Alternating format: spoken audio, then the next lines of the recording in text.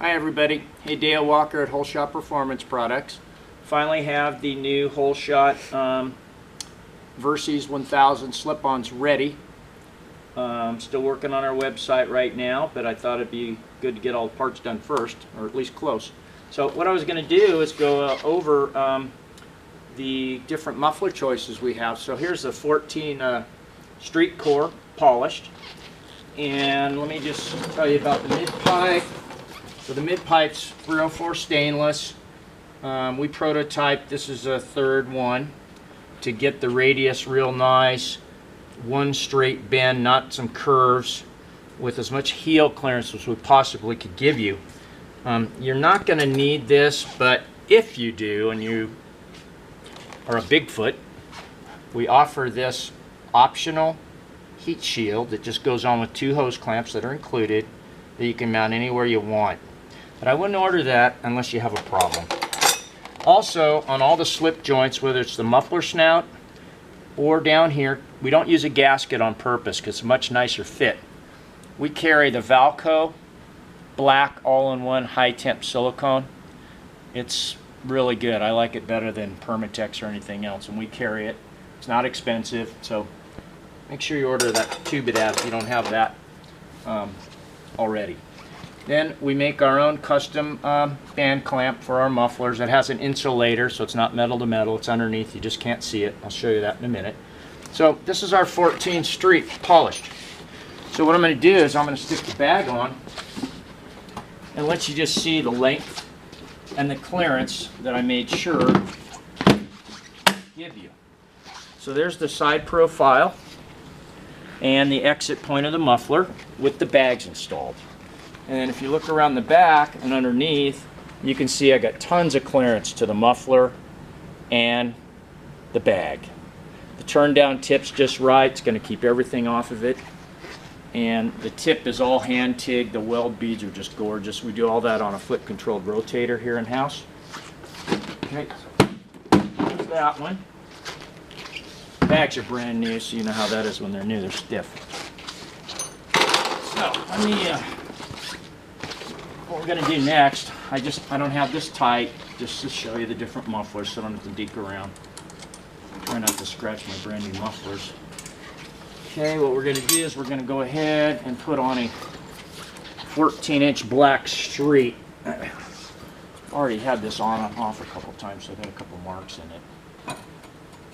But fitment's the same.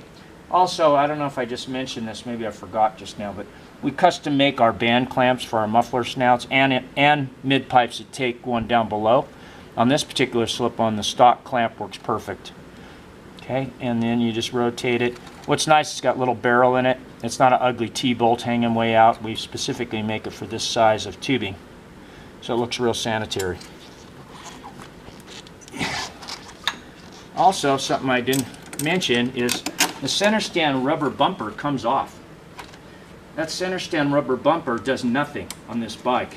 It's just a little bump stop so you don't hear the center stand when it goes up, but it doesn't really do a darn thing. The center stand actually stops on itself on each side down at the mounting point, pivot point.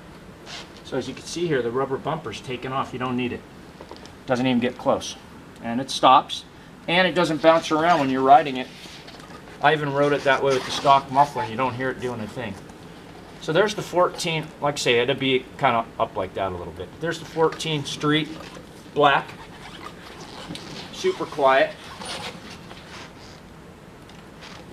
Okay, stick the bag on that just so you can see kind of what it looks like. Same exit point, but side profile, see down below, straight on. Real nice looking exit point and everything. Okay, and I'll show you in a second what we're going to do next. We're going to go ahead and put on the 10-inch bad boy. That's what I'm going to run on my bike. It's still really quiet with the stock header. I'm going to do an arrow header and adapt it to fit my slip-ons or my mufflers in the future. First, we're going to tune the stock header and start thinking with that, but if you intend to put a header on it later, once I make hopefully a bunch more power. The 10-inch is going to be loud. Most of you won't want that. So if you're thinking about more horsepower later, I would go with the 14th Street right off the bat. If you're not, then the 10-inch is really slick. It's still really quiet, looks really trick. Okay, so there's my logo plate. The Holeshot logo plate, that's an option. We usually give them away free. On the back of the muffler, I don't know if you can see this or not, but there's the Holeshot laser etched logo that's on every muffler. So if you don't want a logo plate, there's still my name on it somewhere, but it's super subtle and really clean. I was the first one to laser etch. Okay, now here is this. Stuck on here real quick. Oh, of course I drop everything. Okay. And you can go to the link below. I'll put the link below of all my startup videos I did of my prototypes, which is the same muffler. They're just ugly, bare metal. Okay? But there's a nice, it actually goes about like that. There's my 10-inch. Doesn't that thing look sweet? And let me stick the bag on. One last thing.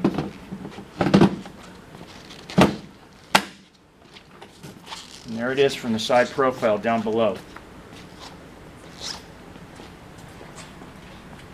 Side profile down below.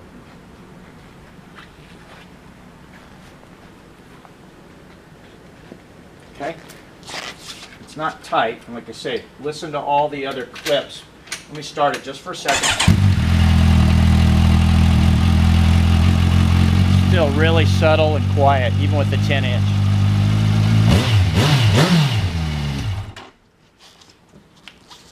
All right, that's about it. So, you can check out the website at www.holeshot.com. Got questions, shoot me an email, dlwalker@holeshot.com, or you can pick up the phone, give me a call, 775-463-5394, and keep an eye on our site. I promise I'm working on it soon now that I got these parts buttoned up. Still working on the handlebar clip, that'll come soon. Whoops, thanks a lot. See you later.